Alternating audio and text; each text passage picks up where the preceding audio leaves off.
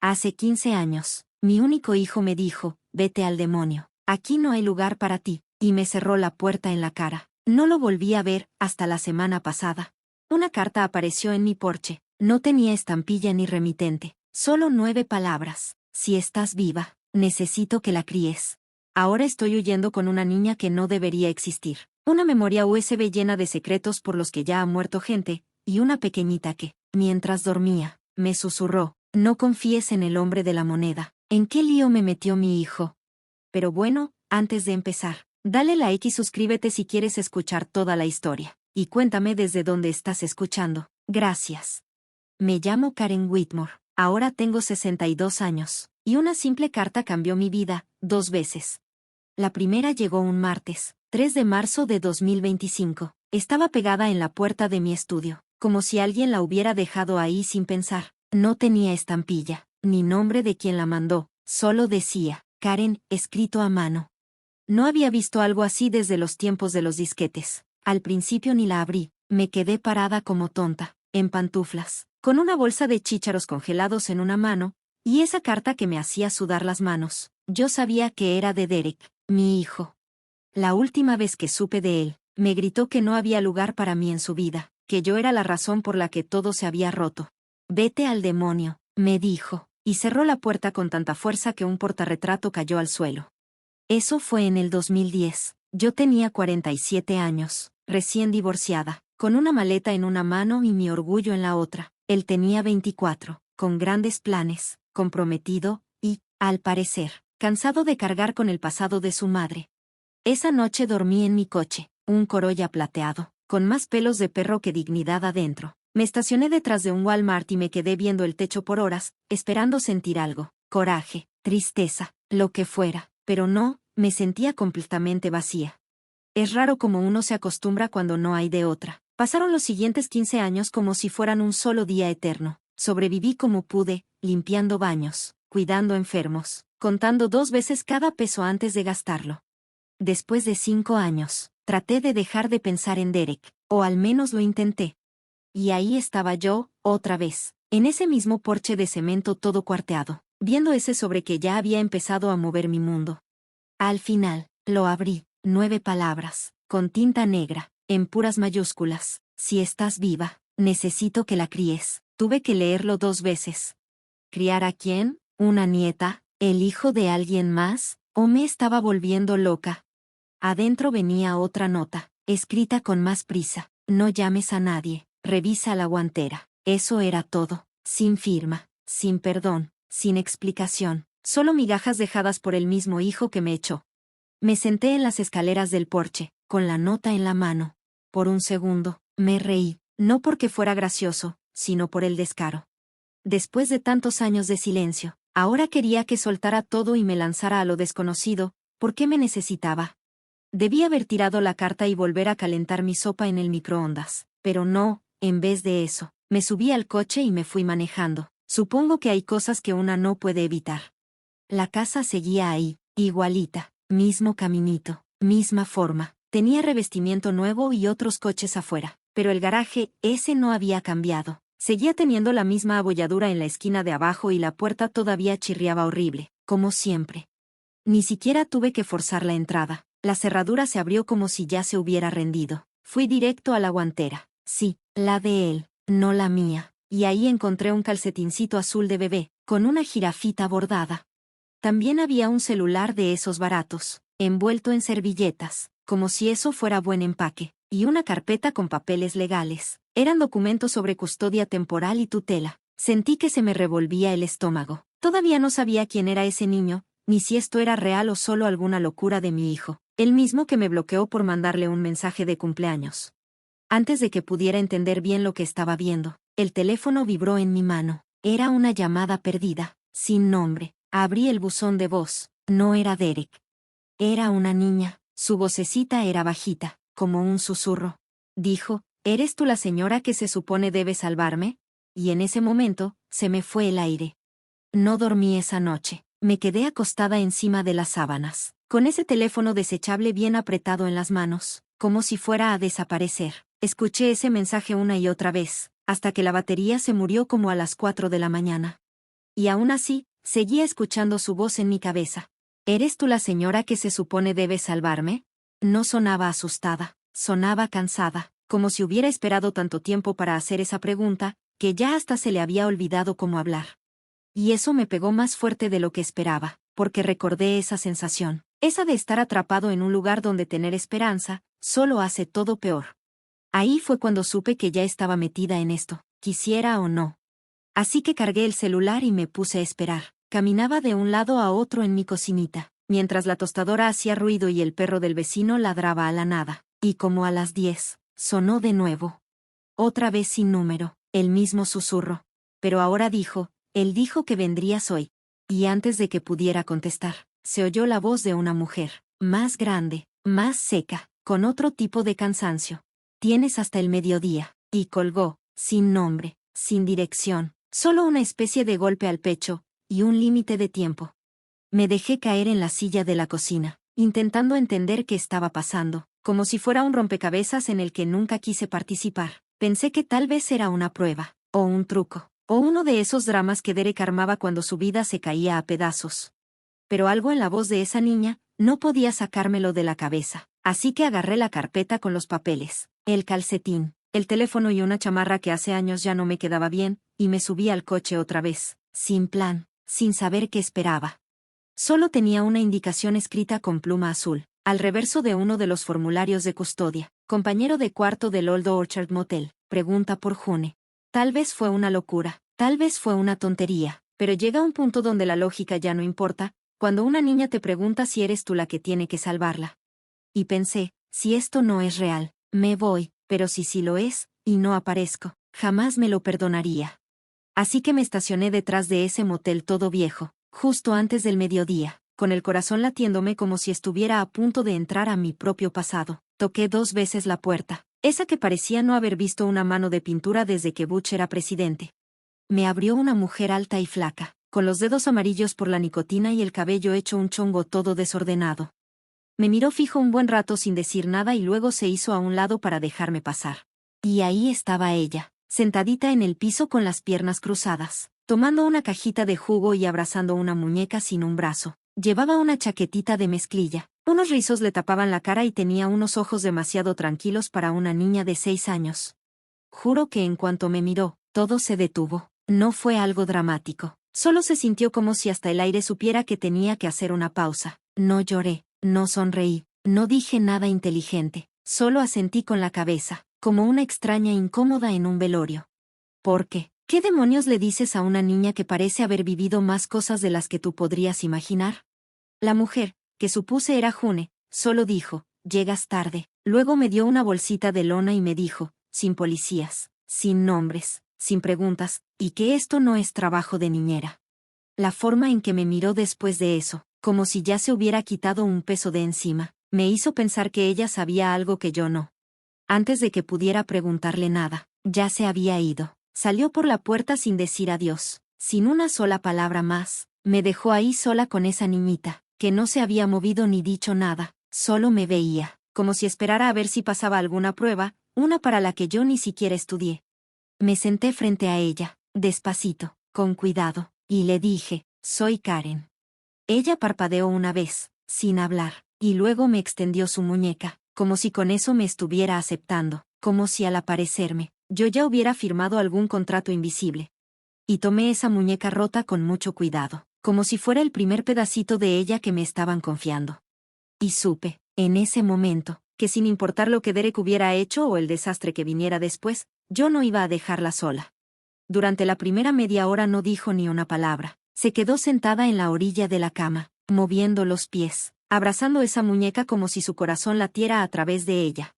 Y yo no la presioné. Pensé que si necesitaba guardar silencio para sentirse segura, yo no iba a ser la adulta que le arruinara eso. Así que abrí la bolsa que me dejó June. Traía un paquetito de jugos, 2 playeras, una carpeta gastada amarrada con una liga para el cabello, y un cepillito de dientes todavía en su envoltorio. Algo en la forma en que estaba empacado todo, tan ordenado, tan sencillo, me hizo sentir un nudo en el estómago, como si alguien supiera que esta niña no iba a quedarse mucho tiempo en ningún lugar. La volví a ver, tratando de encontrar algo en su cara que se pareciera a Derek, pero no no se parecía a nadie que yo conociera. Ni a él, ni a su ex, ni siquiera a Mónica, si es que ella era la mamá. Y me sentí medio tonta tratando de adivinar. ¿Por qué? ¿Qué importaba de quién eran esos ojos? Si ya no había nadie más que la cuidara. Cuando abrí la carpeta, lo primero que vi fue mi nombre, falso, en un papel de tutela temporal, firmado con unos garabatos que apenas si parecían la letra de Derek. Luego, un acta de nacimiento sin nombre de padre, y una madre llamada Mónica Fielding. Y ahí me quedé helada, porque lo último que supe de Mónica es que se había ido. No solo había salido de la vida de Derek, sino como si se hubiera salido del mundo entero. Algo escuché de un incendio. Creo que vi una nota en las noticias. Lo recuerdo más o menos, pero nunca quise leer bien qué pasó porque en ese momento no quería saber los detalles. Y de pronto, todo el silencio que había sentido empezó a tener sentido. Tal vez esta niña no era solo una niña, sino más como un fantasma. Iba de mano en mano, con extraños, desde que su mamá murió y su papá desapareció. Y ahora, de alguna forma, había llegado hasta mi puerta, con nada más que una muñeca y unos papeles amarrados con ligas. Y sí, debería haber llamado a alguien, lo sabía, al DIF, a la policía, a quien fuera, pero entonces ella me miró de verdad, directo a los ojos, y me dijo con voz bajita, ¿estás loca? Tuve que tragar saliva antes de decir algo, porque entendí perfecto lo que quería decir, aunque no supiera cómo explicarlo, y le respondí, no, mi amor, no estoy enojada contigo. Ella asintió, como si con eso tuviera suficiente por ahora. Luego se acercó un poco más y recargó su hombro en el mío, como si ya fuéramos familia, o como si yo fuera la primera adulta en mucho tiempo que no la trataba como si no importara. Nos quedamos así, sentadas un rato, yo con los papeles en las manos y ella recargada en mí, mientras en la tele pasaban caricaturas que ninguna de las dos estaba viendo. Y yo pensaba en Derek, en el lío en el que tuvo que meterse para dejar a una niña en esta situación, y luego desaparecer, en lo que me escribió, no puedo mantenerla a salvo. ¿Y por qué a mí, después de todo lo que pasó, de todo lo que dijo, y lo que nunca dijo? ¿Por qué confiar en mí justo ahora? Tal vez no era confianza, tal vez era desesperación, pero eso no cambiaba el hecho de que yo estaba ahí, y ella también, y nadie más iba a tocar esa puerta. Guardé los papeles en la bolsa, le puse una cobijita sobre las piernas y le dije que mañana íbamos a ver qué hacer. Aunque la verdad, no tenía ni idea, ningún plan, ninguna respuesta, ni siquiera una pista de por dónde empezar, solo ese nudo en la panza, y una niña que confiaba en mí más de lo que yo confiaba en mí misma. Y por primera vez en años, no estaba enojada con Derek. Solo me daba miedo, miedo de imaginar qué tan grave tenía que estar todo como para que él, con todo y su orgullo, me buscara, para que yo salvara a su hija de algo que ni siquiera se atrevió a nombrar. Me desperté con el sonido de su respiración, suave, tranquila, como alguien que no había dormido bien en mucho, mucho tiempo. La miré, acurrucada bajo la cobija áspera del motel, abrazando a su muñeca rota con un brazo, como si me conociera de toda la vida, y no solo de hace unas 12 horas. Y me dolió algo en el pecho de lo natural que ya se sentía todo eso, como si ella estuviera destinada a estar ahí, aunque nada tuviera sentido todavía.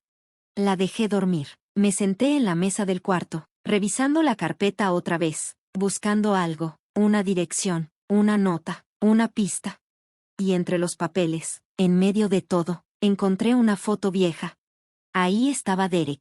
Se veía de unos 25 años, más joven de lo que lo recordaba. Tenía el brazo alrededor de una mujer que no reconocí, y en medio de los dos, una niña algo borrosa, sonriendo demasiado, como si alguien le hubiera dicho que dijera, papas, pero no le dijeron por qué. Y en la parte de atrás, con la letra de Derek, decía, último buen día, junto con una fecha que no quería ni pensar, pero eso fue suficiente para hacerme moverme. Cuando Amy se despertó y se cambió la ropa, casi sin decir nada pero siguiéndome el paso sin hacer preguntas.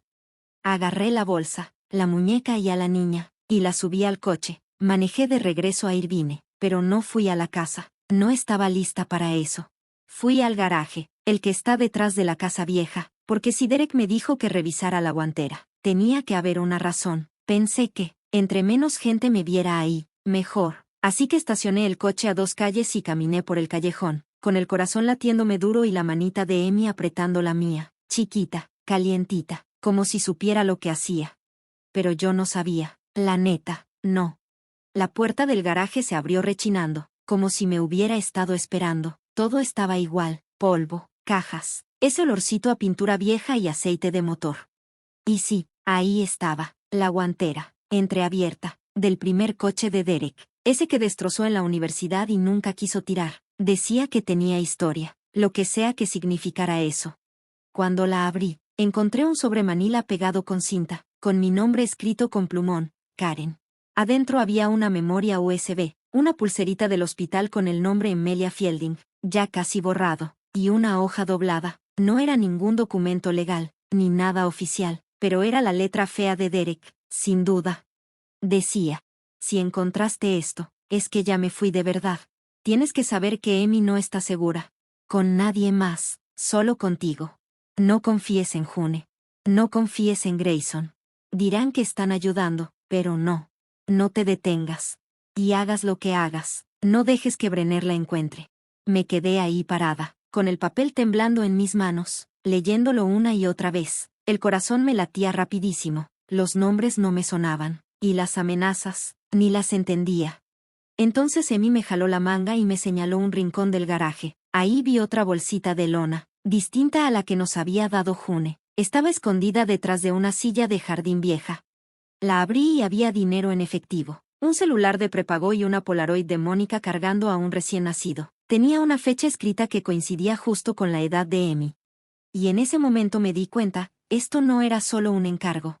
Era como seguir migajas, como si Derek supiera que no iba a estar para cuidarla, y dejó todo planeado. Lo peor fue darme cuenta que sí, que ya lo había estado planeando, que de alguna forma sabía cómo iba a acabar todo.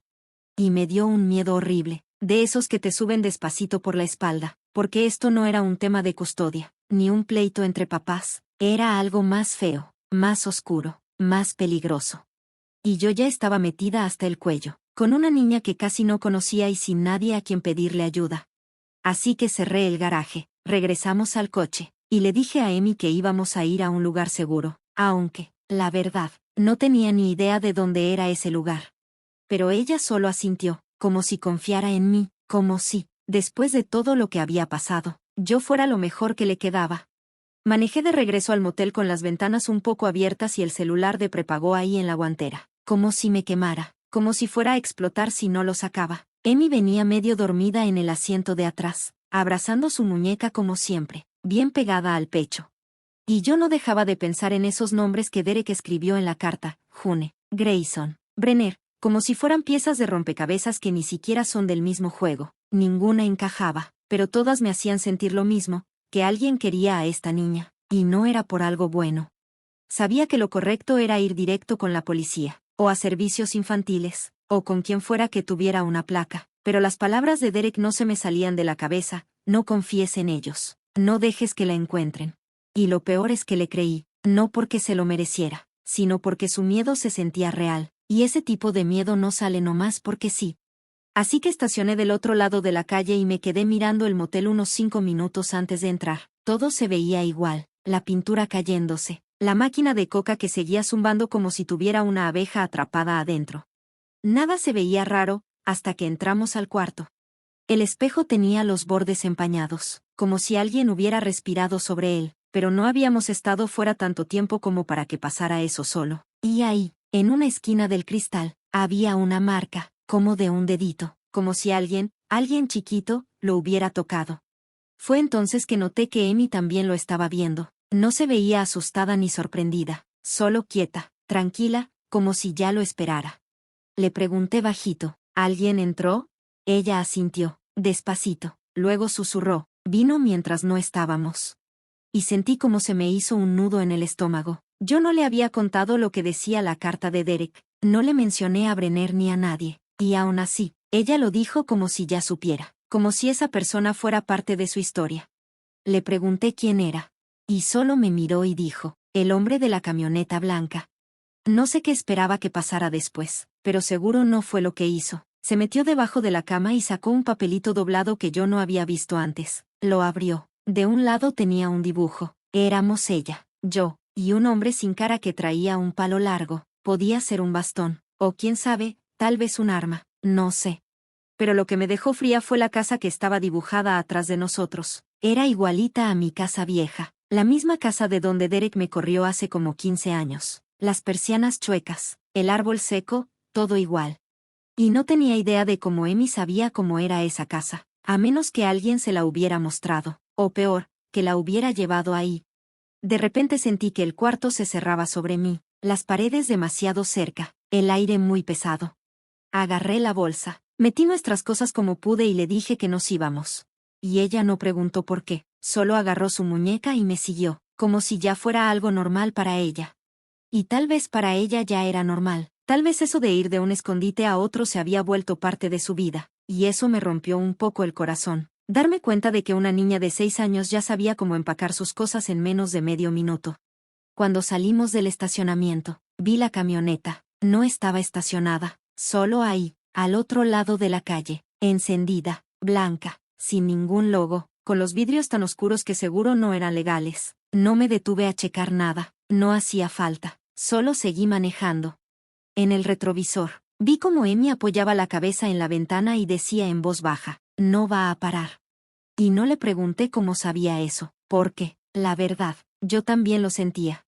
No dejé de manejar hasta que se prendió la luz de la gasolina. Estábamos en algún lugar a las afueras de Bakersfield, ese tipo de lugar donde nadie te voltea a ver 2 veces. Yo, con pants viejos, y una niña abrazando una muñeca como si fuera su pasaporte. Y pensé que si íbamos a seguir huyendo.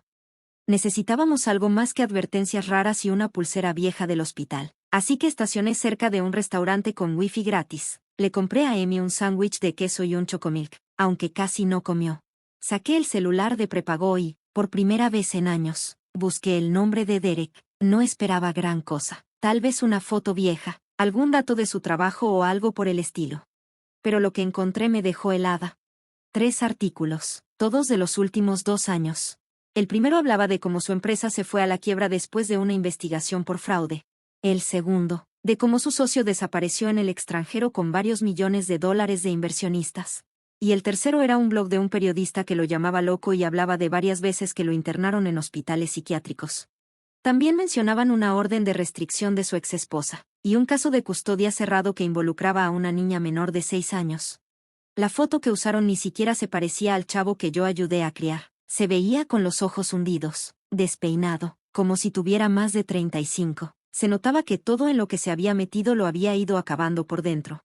Amy estaba ahí, sentada, moviendo las piernitas bajo la mesa, tranquila, hasta que le pregunté bajito, ¿te acuerdas de tu mamá? Y ella respondió, se llamaba Mónica, pero ya no está. Sentí un nudo en el pecho. Era la primera vez que me decía algo así, completo, sin que yo le sacara las palabras. Fue como si de repente se abriera una puerta sola. Así que solo asentí con la cabeza y no la presioné. En lugar de eso, abrí los documentos del caso de custodia, tratando de encontrar algo útil. Fechas, nombres, direcciones, lo que fuera. Pero todo lo que Derek había dejado era vago, como si estuviera tratando de decirme algo sin escribirlo de forma directa. Fue entonces que me acordé de la USB que estaba en el bolso desde el día del garaje. La conecté a mi laptop, que estaba enchufada en una toma cerca del baño del restaurante, y esperé a que cargara. La carpeta se llamaba Prueba Brenner. Sonaba exagerado, hasta que la abrí. Había correos, audios, y una carpeta llena de fotos. Algunas parecían tomadas a escondidas, otras eran capturas de reportes policíacos, y había un video corto, de solo 22 segundos, donde aparecía Derek, con sudadera y gorra, hablándole directo a la cámara. Se veía más claro, más lúcido que en cualquier noticia. Decía, si encuentran esto antes que mi mamá, ya no importa, pero si tú estás viendo esto, es porque no pude detenerlos, y ella es tu única oportunidad. Y ahí se cortó. Sin explicación, sin contexto, solo esa mirada en sus ojos, como de alguien que vio algo tan fuerte que no lo pudo olvidar. Cerré rápido la laptop porque Amy ya me estaba mirando, no con miedo ni con preguntas, solo me veía, y me di cuenta de que había estado aguantando la respiración todo ese rato. Tal vez no tenía todas las respuestas, pero de algo sí estaba segura. Esto no era solo que Derek se hubiera vuelto loco o que hubiera arruinado su trabajo, era algo más grande, algo en lo que había gente dispuesta a seguir a una niña de 6 años por varios condados. Y si el nombre del oficial Brenner aparecía en esa carpeta, entonces no iba a llamar a la policía, al menos no por ahora, tal vez nunca. Así que tomé la mano de Amy, Pagué la cuenta y salimos del restaurante como si nada, como si solo estuviéramos de paso, pero en mi cabeza ya estaba planeando el siguiente movimiento. No como la ex de alguien o una niñera que falló, sino como la única persona dispuesta a proteger a una niña que no tuvo elección. Llegamos a un motel tranquilo cerca de Modesto, de esos viejos, con toallas rasposas y cortinas que no cierran bien. Emi se quedó dormida en minutos, envuelta en una cobija que olía a cloro viejo. Yo me senté en el suelo del baño, con la laptop en las piernas, y volví a abrir los documentos. Esta vez me enfoqué en el acta de nacimiento. Quería confirmar todo lo posible sobre Mónica Fielding. Las fechas coincidían demasiado bien, y necesitaba saber si esta niña que dormía en la otra habitación era realmente quien Derek decía, o si estábamos metidos en algo mucho más enredado. Y fue cuando me di cuenta de que algo no cuadraba. En el acta de nacimiento no aparecía Derek, ni siquiera como padre desconocido. El espacio donde iba la información del papá estaba todo rayado, como si alguien hubiera querido borrar lo que decía con pluma. Así que me puse a investigar. Me metí en bases de datos viejas, en archivos de noticias antiguas, y encontré justo lo que no quería encontrar. Mónica Fielding fue declarada muerta hace 7 años en un incendio en su casa. Dijeron que fue un accidente, pero lo raro es que, según el informe oficial, ella no tenía familia viva ni hijos registrados, lo cual no tenía sentido, a menos que el niño no estuviera ahí, o que ni siquiera fuera su hijo. Y esa idea me revolvió el estómago, porque abría una puerta que ni siquiera sabía que existía. Una donde Emi no solo había sido olvidada o abandonada, sino borrada por completo, como si alguien hubiera querido esconderla a propósito. Y no sabía qué me daba más miedo, si todo eso era cierto, o si apenas estaba empezando a descubrir la verdad. Que alguien hubiera borrado su existencia, o que alguien pudiera venir a buscarla para regresarla. Eso era lo que más me daba miedo. Al día siguiente, las llevé a una clínica pequeña, de esas de atención rápida, y les dije que necesitábamos un formato médico escolar. Yo esperaba que eso sirviera para que nos dejaran ver algunos datos básicos. La enfermera fue muy amable, no hizo muchas preguntas, solo limpió la boca de Emi y le tomó los signos vitales. Mientras esperábamos, le pregunté, como si fuera algo casual, si podían hacer una revisión de datos. Le dije que no traíamos papeles, fingiendo que yo era una cuidadora despistada, no una mujer huyendo de algo. Ella dudó un poco, pero me dijo que lo iba a checar. 1 hora después me llamaron a su oficina. La enfermera tenía cara de incomodidad y me dijo, no sé cómo decirle esto, pero ella no aparece en el sistema, ni con ese nombre, ni con ningún otro parecido, ni con fechas de nacimiento cercanas. ¿Cómo que no está en el sistema?, le pregunté. Como si no existiera, me dijo. Y sentí que se me iba el aire. Porque lo que fuera que Derek estaba ocultando, no solo era peligro, también tenía que ver con la identidad.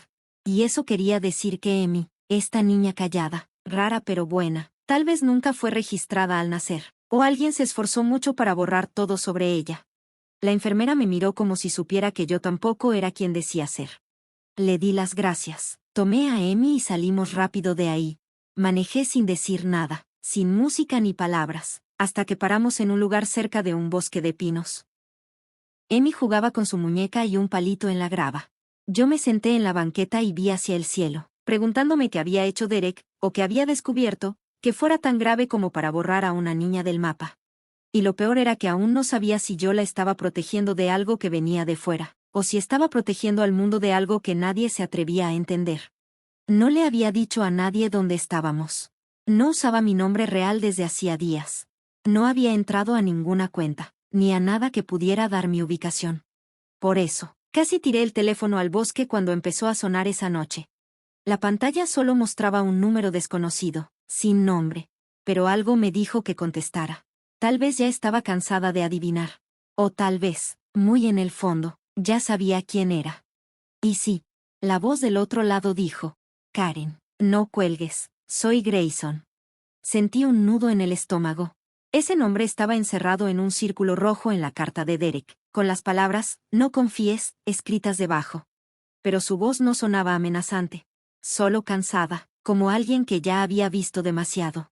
Y antes de que yo pudiera decir algo, él dijo, no te estoy rastreando, te lo juro. Derek me dejó un plan de emergencia, algo con tu nombre y un código, por si él desaparecía. No quería meterme a menos que fuera necesario.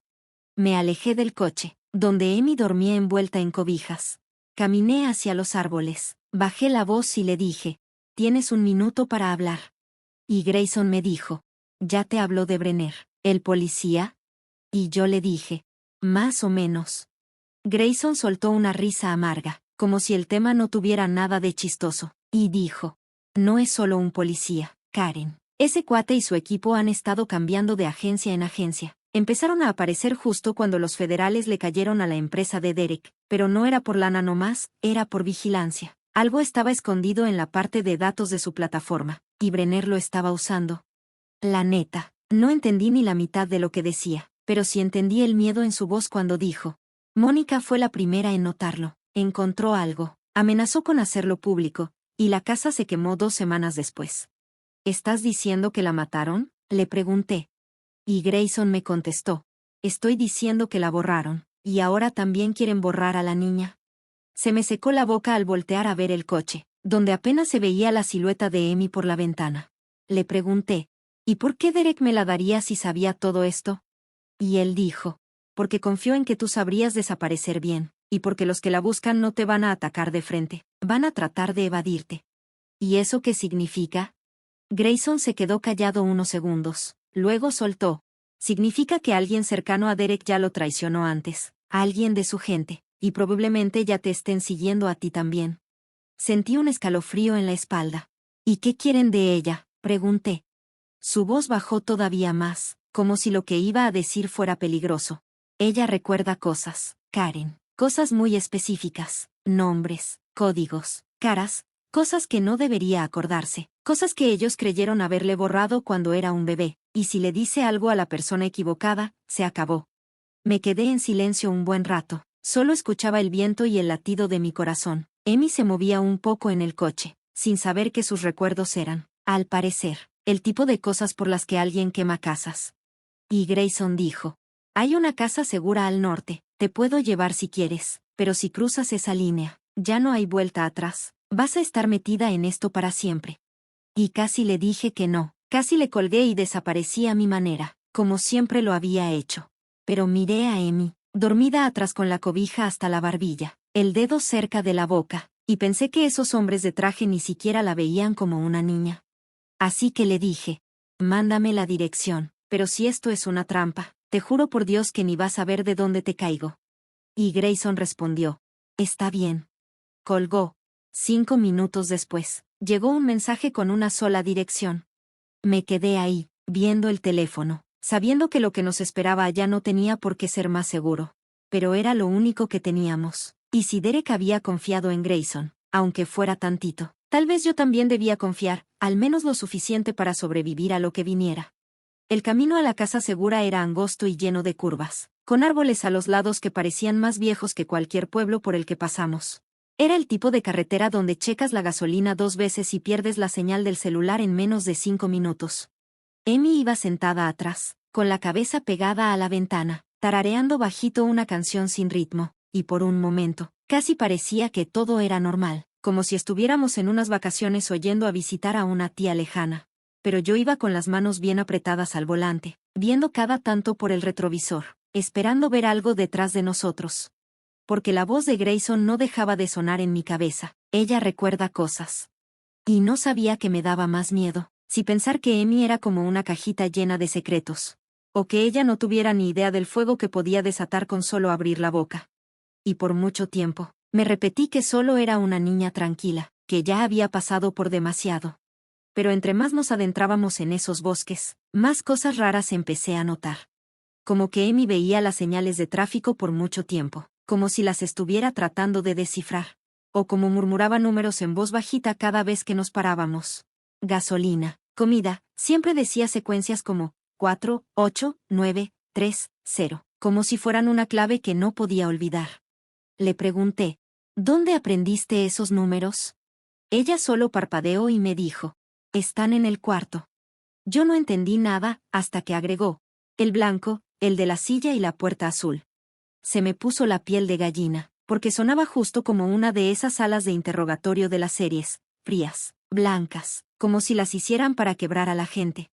Le dije, ¿qué cuarto, mi amor?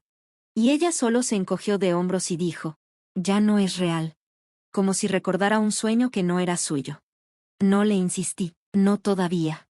Una parte de mí no estaba lista para escuchar eso. Pero cuando entramos a un camino de grava que llevaba a una cabañita escondida entre pinos, Emi se me quedó viendo y dijo: «Él va a volver». Así, sin más, como si lo supiera. Le pregunté: «¿Quién?». Ella miró por la ventana y susurró: «Mi papá». Eso debió haberme hecho sentir algo. No sé, alivio o tal vez esperanza, pero en vez de eso, sentí un miedo raro, un miedo que no podía explicar. Porque Derek no me había hablado desde aquella carta, y según yo, ya no estaba. Pero Emi lo dijo con tanta seguridad, que no discutí.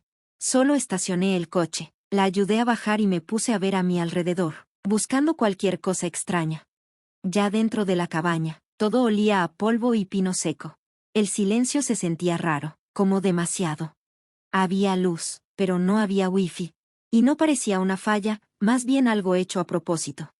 Mientras Emi se sentó tranquila a colorear en la mesa, yo me puse a cerrar puertas, revisar ventanas y tratar de calmar esa parte de mi cabeza que no dejaba de decirme que estábamos en problemas mucho más grandes de lo que creía. Y no fue hasta más tarde esa noche, después de que la arropé en la cama y volví a sentarme con la memoria USB para ver los archivos, que escuché su voz otra vez. Esta vez venía del pasillo, suave, pero clarita. «No confíes en el hombre de la moneda». Me giré de inmediato. Ahí estaba Emi, parada descalza, con una muñeca en la mano, los ojos bien abiertos pero como si no estuviera del todo despierta. Y lo repitió, ahora más fuerte: «El hombre de la moneda». Le pregunté: «¿Qué moneda?». Y ella dijo: «La lanza cuando miente». Y luego se dio la vuelta y se regresó a la cama, como si no acabara de decir la frase más escalofriante que había escuchado en años. Me quedé ahí, congelada, pensando: ¿quién demonios es ese hombre? ¿Y si ya lo conocí, sin darme cuenta? La mañana siguiente se sintió demasiado tranquila, como si el mundo entero hubiera aguantado la respiración, y se le hubiera olvidado soltar el aire. Hasta los pájaros cantaban raro, como si vinieran del fregadero. Y Emi no dijo nada sobre el hombre de la moneda, solo comía cereal seco directo de la caja, viendo cómo se movían los árboles, como si esperara que le dijeran algo. Hubiera pensado que todo fue solo una pesadilla, si no fuera por cómo me miró antes de que saliera de la cabaña. Como si supiera que no solo iba a hacer mandados. Como si supiera que iba a hacer algo peligroso. No lloró, ni me pidió que no me fuera. Solo me dijo: «Vuelve antes de que cambien las sombras». Y no le pregunté qué significaba eso. No quise. Ya traía un nudo en el estómago por lo que Grayson me había mandado anoche, un formulario de ingreso, con un nombre falso y una foto que no mentía. Derek, mi hijo, con cara de haber salido directo de su tumba. Ingresado en un centro psiquiátrico privado con el nombre falso de Jordan Miles. Grayson también me mandó la dirección, y una nota que decía: «Preguntó por ti, pero no te fíes de todo lo que dice». Así que dejé a Emi con una mujer de confianza de Grayson. Se llamaba Annette. Ex enfermera, de voz tranquila y ojos que ya habían visto demasiadas cosas. Le dije que volvería antes de que oscureciera. Luego manejé 2 horas al norte, hasta llegar a una clínica escondida en una ladera. Parecía más un centro de yoga que un psiquiátrico. Entré con los papeles médicos viejos de Derek y dije su nombre real. Ni siquiera se sorprendieron, solo dijeron: «Hoy está lúcido, te llevamos con él». Seguí a una enfermera por un pasillo largo que olía a lavanda y cloro. Y cuando lo vi, sentado en una banca con una manta en las piernas y un lápiz en la mano, casi no lo reconocí. Estaba delgado, pálido, con los ojos hundidos, pero brillantes. Levantó la mirada, parpadeó como si no estuviera seguro de que fuera yo, y dijo: «Sabía que vendrías». Y por un segundo, lo odié. No por lo que hizo, sino por lo fácil que lo dijo, como si los últimos 15 años fueran solo un malentendido. Me senté frente a él, con el corazón acelerado, y le solté: «¿Qué demonios está pasando, Derek?». Él sonrió, pero triste, y dijo: «No me borraron porque yo tenía refuerzos». Le pregunté: «¿Qué significa eso?». Se inclinó y me susurró: «Tú eres el respaldo». Y entonces empezó a hablar rápido, como si algo se le fuera a escapar. Le temblaban las manos, las palabras se atropellaban entre sí. Decía cosas como: «nodos de datos, implantes de prueba, retención de aprendizaje profundo». Y le dije: «Habla más despacio, háblame como una persona normal». Y al final dijo. Mónica descubrió que estaban usando su investigación, lo del mapeo del cerebro, para crear bancos de memoria en niños. Era parte de unas pruebas experimentales. Juraron que todo era solo teoría, pero usaron a Amy para probarlo. Y sentí como si se me fuera todo el aire. Eso no era algo que uno dice así nomás y se queda tan tranquilo. Le pregunté, ¿estás diciendo que los recuerdos de Amy no son suyos? Y él contestó, ahora sí lo son, pero no estaban hechos para durar. Ella recuerda cosas que nadie quería que recordara, y si se dan cuenta de todo lo que sabe, la van a desaparecer, como hicieron con Mónica. Le pregunté, ¿y por qué tú? ¿Por qué dejarla conmigo? Bajó la mirada a sus manos y me dijo, porque eres la única persona que he visto levantarse después de que la destrozaron. Y algo dentro de mí se rompió tantito. Quería gritarle, pero no pude, no con esa cara, no con la voz temblándole cuando dijo, creo que ya no me queda mucho tiempo. Entonces me dio una memoria USB y dijo, si me pasa algo, esto tiene que llegar a los medios. El nombre de Brenner está por todas partes. Y le dije, ¿y por qué no se lo das a la policía? Se rió, pero con una risa seca, vacía, y contestó, porque él es la policía. Justo en ese momento, una enfermera tocó su reloj y dijo, se acabó el tiempo. Y Derek se recostó, otra vez tranquilo, como si no me acabara de soltar la información más peligrosa que he recibido en mi vida, y dijo, cuídala, mamá, eres la única que lo hizo. Salí de la clínica con la USB en el bolsillo y su voz dándome vueltas en la cabeza, eres la única que lo hizo. Y por un rato, me dejé creer que sí podía, que sí iba a poder cuidar a Amy, llevarla a algún lugar tranquilo, fuera del radar, enseñarle a olvidar cosas que ningún niño debería recordar. Pero ese momento se acabó en cuanto entré al camino de grava, y vi la puerta de la cabaña abierta de par en par. La malla colgaba de un lado, como si la hubieran arrancado. No recuerdo ni cómo puse el coche en parking ni qué tan rápido subí las escaleras, solo recuerdo la presión en el pecho cuando vi la sala vacía. Su libro para colorear seguía abierto en el suelo, con un crayón roto al lado. Grité su nombre una vez, luego otra. Revisé el baño, el cuartito, nada, solo silencio, y un olor raro, como metálico, en el aire. Un olor que no debería estar ahí, como si algo se estuviera quemando, pero sin fuego. Y fue entonces cuando lo vi, dibujado en el vapor de la ventana del cuarto. Una figura sencilla, un círculo atravesado por una línea. La misma marca que había visto en los archivos de Derek, en una carpeta que decía, etiquetas internas. Y supe que quien estuvo aquí no era cualquiera. Esto no fue un robo, fue una recuperación. Limpio, planeado. Salí tambaleándome, medio llorando, medio mentando madres, lista para meterme al bosque corriendo, gritando si era necesario. Pero entonces la vi. La camioneta, la misma del motel. Escondida entre los árboles, todavía con el motor encendido, como si la hubieran dejado ahí a propósito. Corrí sin pensarlo 2 veces. Abrí las puertas de atrás de la camioneta de golpe y ahí estaba Amy, hecha bolita en una esquina, con las rodillas pegadas al pecho. Tenía los ojos bien abiertos, pero no lloraba, solo me veía, como si supiera que iba a llegar. La abracé tan rápido que los dos caímos hacia atrás, y no dejaba de decirle bajito, ya te tengo, una y otra vez, hasta que por fin me susurró, no dijo nada, solo lanzó la moneda. Y esa frase me heló, porque sabía perfectamente de quién estaba hablando. Le pregunté, ¿te hizo algo? Ella negó con la cabeza, pero me abrazó más fuerte, y en ese momento supe que teníamos que irnos ya, sin llamadas, sin esperarnos, solo subirnos al coche y largarnos. Agarré la mochila que tenía lista desde hace días, metí la USB en un calcetín, y en menos de 3 minutos ya íbamos de regreso al coche. Arranqué por una carretera secundaria, con el sol bajando y las sombras estirándose sobre el parabrisas como si fueran garras. No dejaba de mirar los espejos retrovisores, esperando ver luces o algo, pero no había nada, solo silencio, y el ruido constante de las llantas rodando.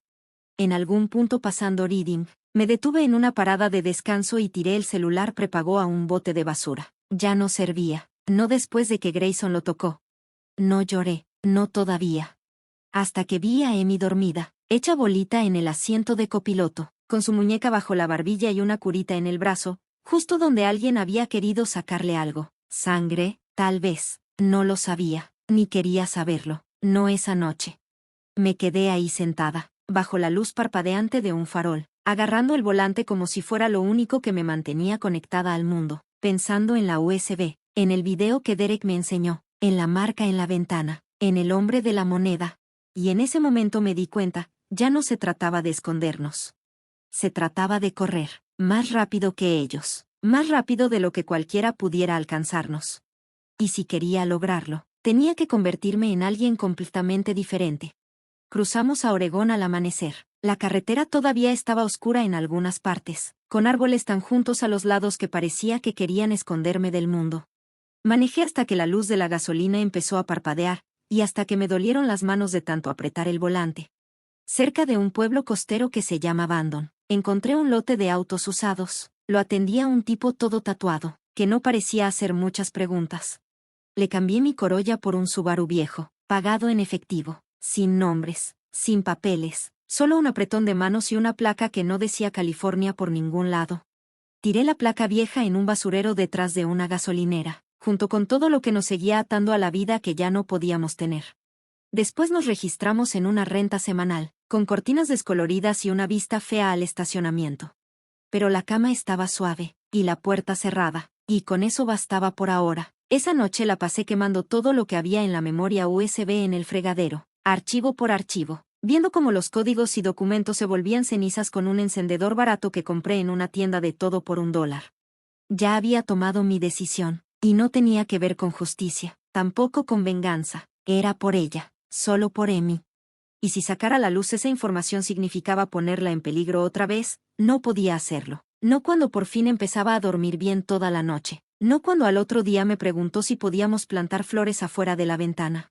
Y así empezamos, sin un plan grande ni identificaciones falsas, solo con unas semillas de tomate y 2 tazas, con chocolate caliente y una niña pequeña que una tarde me llamó, mamá, como si nada, como si siempre lo hubiera sabido.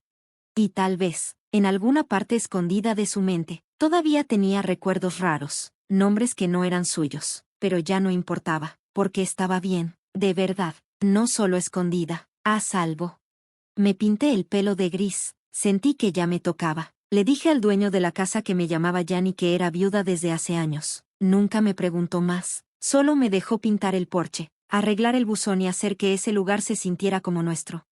A veces todavía pensaba en Derek, me preguntaba si seguía vivo, si algún día iba a mejorar, si sabía que estábamos bien, y ojalá que sí, porque, a pesar de todo lo que hizo mal, me dio esto, me dio a Emi, y eso valía más que todo lo que rompió.